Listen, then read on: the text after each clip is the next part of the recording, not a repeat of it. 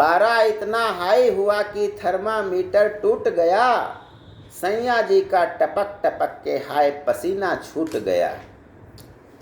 जी हाँ, ज्ञान गंगा के इस 3 पत्ती कार्यक्रम में आज हम बात करते हैं बुखार की। हमें बुखार क्यों आता है?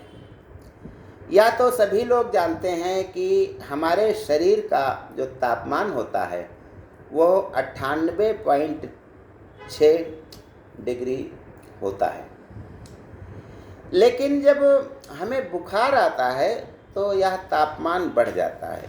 तापमान का बढ़ना ही बुखार कहलाता है।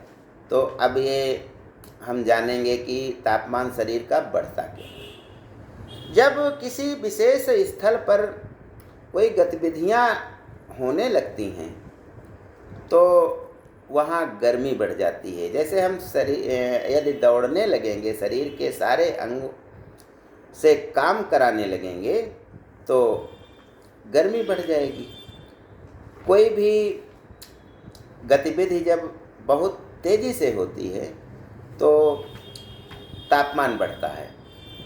तो इसी कारण हमारे शरीर में जब कोई बीमारी का संक्रमण करने के लिए कोई रोगाणु पहुंचता है, कोई वायरस पहुंचता है, बैक्टीरिया पहुंचता है, तो हमारी जो प्रतिरक्षा प्रणाली है वह उससे लड़ने लगती है।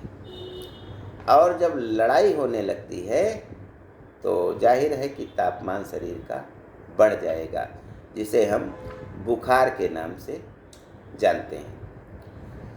जैसे यदि हमें कहीं चोट लग गई है, हमारा खून निकल चुका है, तो बुखार आ जाएगा, क्योंकि उस बीमारी से लड़ने के लिए हमारी प्रतिरक्षा प्रणाली सतर्क हो गई है। तो शरीर का तापमान तो बढ़ेगा ही।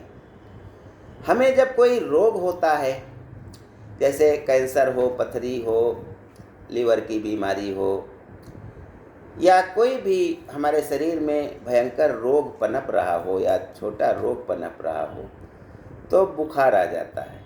यह एक सचेतक होता है कि हमारी प्रतिरक्षा प्रणाली ने कार्य करना शुरू कर दिया है और इसकी जांच करा करके जल्दी ही इस रोग का निवारण करिए, नहीं तो हमारा शरीर नहीं रहेगा, वह रोग हम पर हावी हो जाएगा। कभी कभी डरने पर भी हमें बुखार आ जाता है।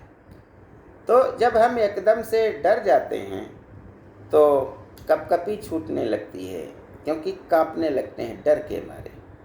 और ऐसे समय में हमारी प्रतिरक्षा प्रणाली और शरीर को जो सामान्य स्थिति में रखने वाले अंग होते हैं वे सतर्क और सक्रिय हो जाते हैं, जिसके कारण हमें बुखार का अनुभव होता है।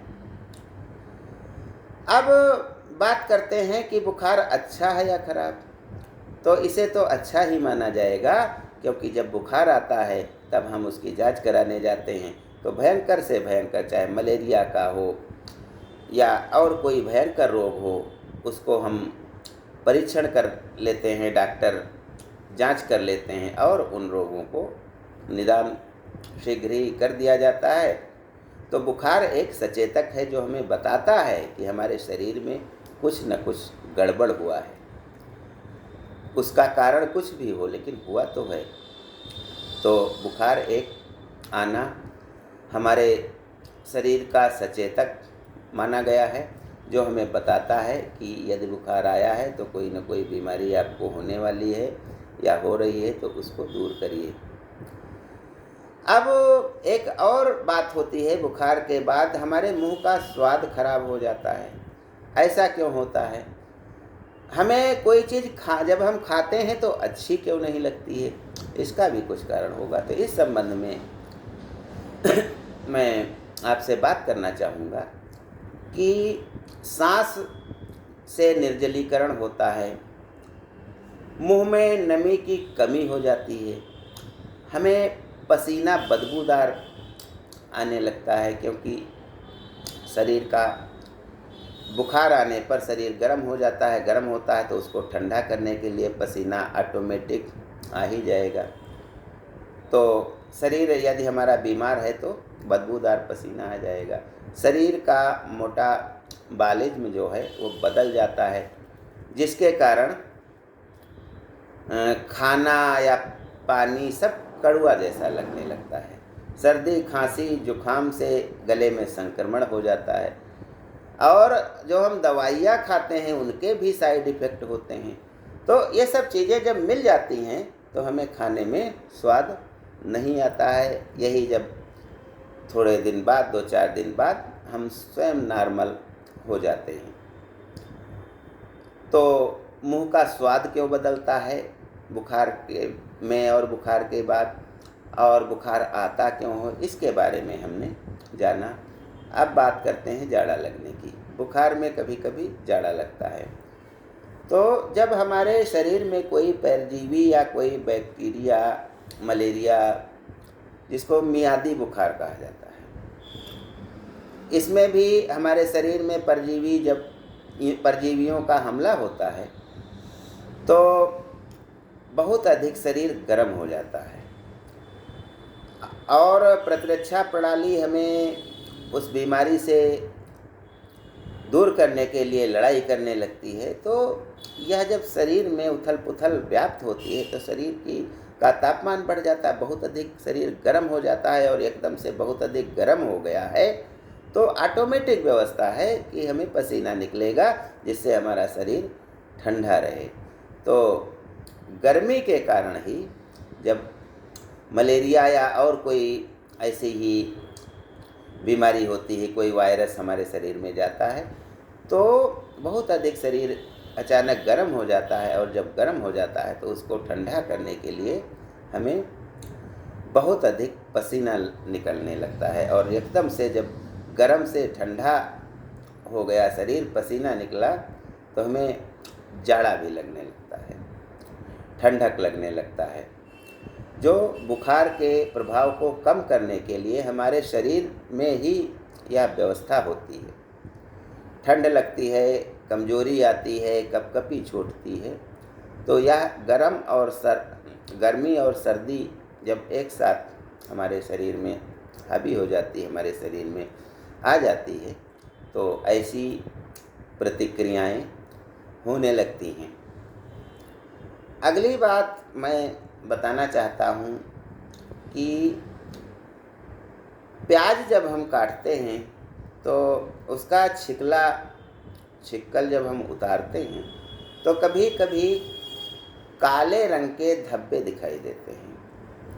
प्याज, ज़्यादातर जो बड़ी प्याज की आड़ी होती है, बड़ा प्याज होता है, उसको छीलने से उसमें काले रंग के धब्बे दिखाई देते हैं। तो ये फंगस होते हैं जो हमारे शरीर के लिए नुकसानदायक होते हैं। यदि प्याज का नीचे का भी छिक्कल जिसमें फंगस हैं उसको निकाल दिया जाए तब हमें प्याज को खाना चाहिए।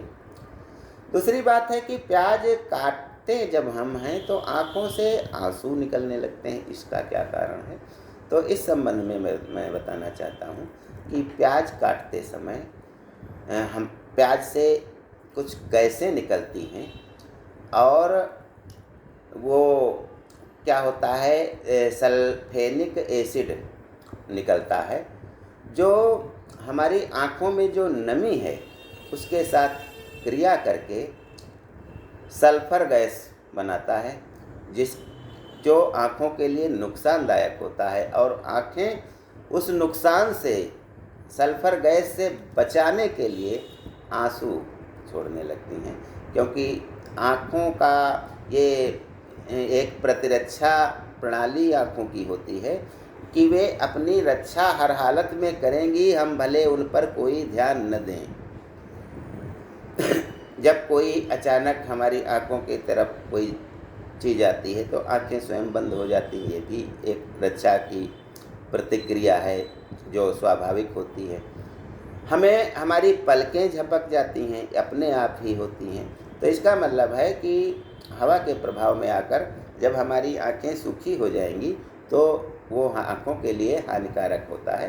तो पलकें झपकाने से आँख गीली हो जाती है, तो जितनी ही पलकें झपकेंगी उतनी ही हमारी आँख गीली रहेगी और सही दशा में रहेगी। इसका सूखना गलत है और उससे हमारी आँखों को नुकसान हो सकता है। इसीलिए जब कोई संक्रमण होता है तो आँखें आंसू निकालने लगती हैं, कीचड़ निकालने लगती हैं, जिसका यह मतलब है कि उसको दूर करने का वो अपने हिसाब से प्रयास कर रही होती हैं। हम जब दवा डालते हैं आँखों में कोई, तब भी वे कीचड़ और आंसू निकालने लगती हैं। तो इसका यही मतलब है कि आँखें जो है अपने आप अपने को ठीक करने का उपाय जानती हैं। तो प्याज काटने पर सल्फेनिक एसिड निकलता है, जो एंजाइम्स से मिलकर के सल्फर गैस बनाता है, जो हमारी आँखों को नुकसान पहुंचाती है और उस नुकसान से बचने के लिए आँखें आंसू निकालती हैं। तो इसका उपाय है कि यदि प्याज को थोड़ी देर काट करके फ्रिज में रख दिया जाए या पानी में डुबो दिया जाए थोड़ी देर के लिए, तो ये एसिड नहीं बनेगा और हमारी आँखों में जलन नहीं होगी और आंसू भी नहीं निकलेंगे। ज्ञान गंगा में बस आज इतना ही। जय हिंद, जय भारत।